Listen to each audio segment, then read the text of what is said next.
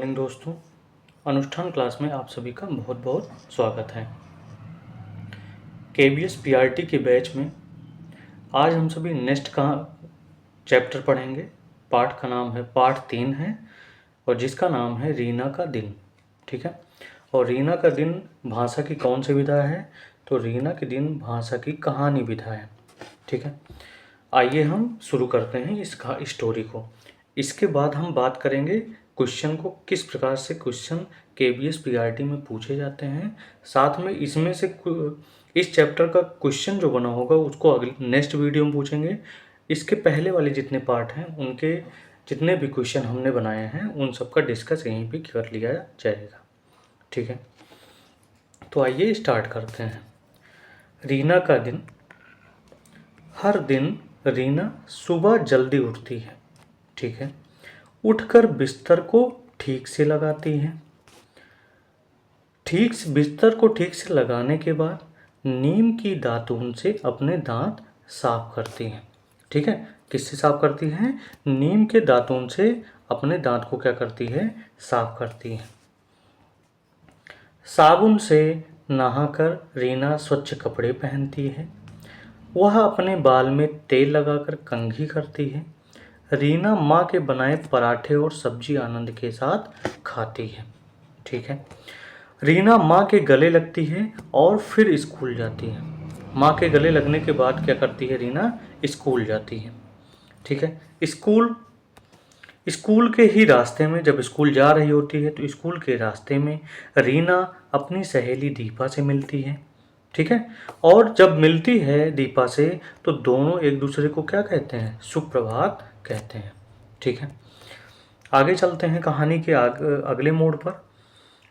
कहती है और हंसती खेलती कहाँ पे जाती है? हंसती खेलती स्कूल की ओर जाती है। स्कूल में प्रार्थना के बाद रीना कहाँ जाती है? अपनी कक्षा में जाती है। जैसे ही उनकी अध्यापिका कक्षा में आती हैं सभी बच्चे खड़े हो जाते हैं और क्या करते हैं? नमस्ते करते हैं। अध्यापिका भी मुस्कुराती हुई नमस्ते करती है। रीना स्कूल में मन लगाकर पढ़ाई करती है। ठीक है। वह अपने सहेलियों के साथ खेलती है और थोड़ी शरारत करती है। घर आकर वो क्या करती है? हाथ मुंह धोती है। फिर वह अपने स्कूल की सभी बातें अपने परिवार को बताती है। रीना अपने प्यारे से छोटे भाई के साथ खेलती है। रीना अपने घर में सबसे ज़्यादा किससे खेलती है? छोटे भाई के साथ। रीना को रात को जल्दी ही नींद आ जाती है। दादी प्यार से रीना को शुभ रात्रि कहकर सुला देती हैं। ठीक है। इतनी बात हो गई इस कहानी की। इतना ही इस कहानी में दिया गया है। इसमें कहानी में केवल नमस्ते, शुभ रात्रि मतलब धन्यवाद के जो शब्द होते हैं उनके बारे में बताया गया है। ठीक है। अब इसमें से हम देखेंगे कौन कौन से क्वेश्चन इंपॉर्टेंट हैं, किस तरह के क्वेश्चन आ सकते हैं। तो पहले इसमें ही देखें, चैप्टर में ही। पहली चीज, हर दिन सुबह रीना जल्दी उठती है। रीना उठकर बिस्तर को क्या करती है? रीना उठकर बिस्तर को सही करती है। ठीक है। रीना उठकर क्या करती है? बिस्तर को ठीक से लगाती है। ठीक है। फिर क्या करती है? सुबह उठते ही वह किसकी दातून करती है? नीम की दातून से अपने दांत साफ करती है। ठीक है। क्लियर हुआ? स्कूल जाने से पहले वह अपने बाल में तेल लगाकर कंघी करती है। और रीना की माँ जब स्कूल जाती है तो रीना की माँ उसके लिए पराठे बनाई जाती है। तो रीना स्कूल कैसे जाती है? तो रीना माँ के बनाए पराठे और सब्जी खाकर स्कूल जाती है। ठीक है। अब मान लीजिए स्कूल पहुँच गई तो स्कूल में रीना की सहेली का क्या नाम था? दीपा था। ठीक है। दीपा ने जब स्कूल जाते समय रीना ने अपनी दीपा से क्या कहा? तो रीना ने दीपा से सुप्रभात कहा। ठीक है। क्लियर हुआ? फिर वह स्कूल पहुंच गई। अब स्कूल में क्लास में जाएगी तो सबसे पहले क्लास में क्या होगा? स्कूल में क्या होगा? तो स्कूल में प्रार्थना होगी।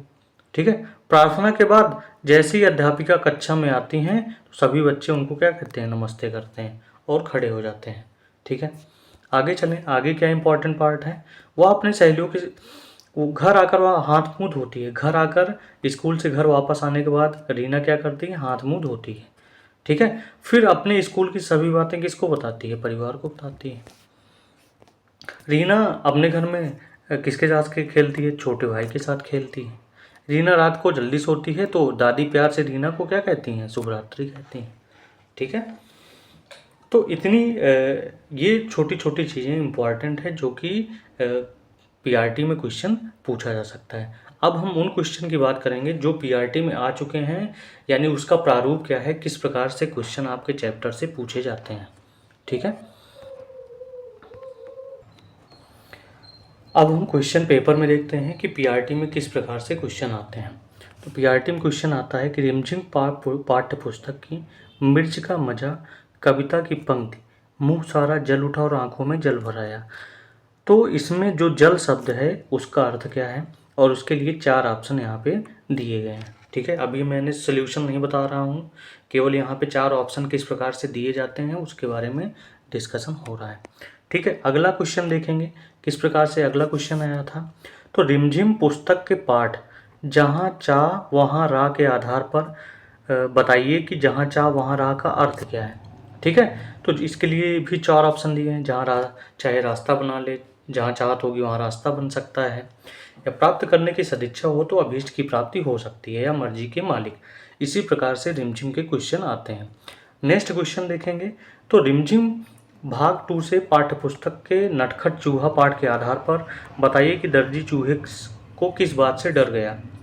यानी दर्जी चूहे की किस बात से डर गया? चूहा बहुत चालाक था, चूहा बहुत नटखट था, चूहे ने दर्जी के पैर में काट लिया था, चूहे ने अन्य चूहों के साथ मिलकर दर्जी के कपड़े काटने की धमकी दी। तो इस प्रकार से क्वेश्चन बनेंगे और उनके 4 ऑप्शन आपको दिए रहेंगे। ठीक है। अगला क्वेश्चन है, देखेंगे अगले क्वेश्चन का प्रारूप क्या है। तो अगले क्वेश्चन में हम देखेंगे कि राग की रस्सी पाठ के आधार पर बताइए कि लोनपो गार ने अपने बेटे को पहली बार शहर क्यों भेजा। राग की रस्सी लाने के लिए, भेड़ों के बाल कटवाने के लिए, 100 जौ के बोरे लाने के लिए, भेड़ों के सींग कटवाने के लिए। ठीक है। ऐसे ही क्वेश्चन आपको केबीएस पीआरटी में पूछे जाएंगे। अगला क्वेश्चन है कि नसरुद्दीन काजी और सेनापति रिमझिम पाठ्य पुस्तक के किस पाठ से संबंधित हैं। दान का हिसाब, जैसा सवाल वैसा जवाब, उलझन, दोस्त की पोशाक। ठीक है। आगे चलें। आगे क्वेश्चन में पुस्तक से किस प्रकार से क्वेश्चन आते हैं। तो सुनीता की पहिया कुर्सी पाठ के आधार पर बताइए कि लोग किसके साथ अजीबोगरीब व्यवहार करते हैं। उसकी पोशाक के कारण, पहिया कुर्सी के कारण, सुनीता के गुस्सैले स्वभाव के कारण, बाजार में अकेले घूमने के कारण। ठीक है। इस प्रकार से क्वेश्चन केबीएस पीआरटी में पूछे जाते हैं, और ये 21 2023 का ये पेपर है, उसमें इस प्रकार से क्वेश्चन रिमझिम से पूछे जाते हैं। ठीक है।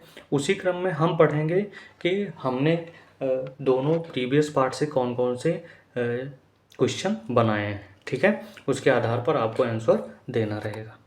तब तक के लिए इस लेक्चर को यहीं पर क्या करते हैं, समाप्त करते हैं। अगले लेक्चर में हम क्वेश्चन की बात करेंगे।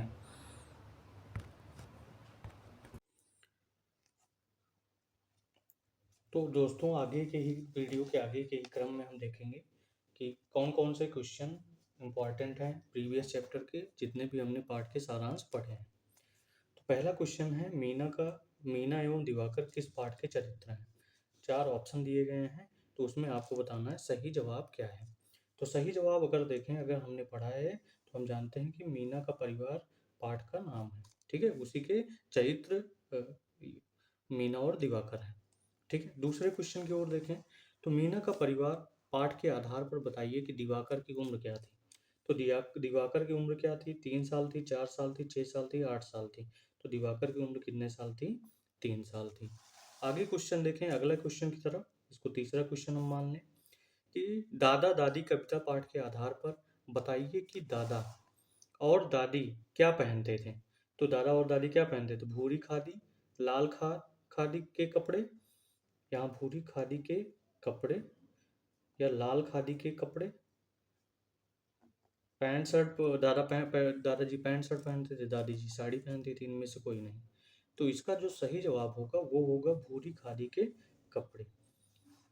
चौथे क्वेश्चन की ओर चलें। तो दादा दादी नामक कविता के लेखक कौन है। मालती देवी हैं, निरंकार देव हैं, श्री प्रसाद हैं, सुभद्रा कुमारी चौहान है।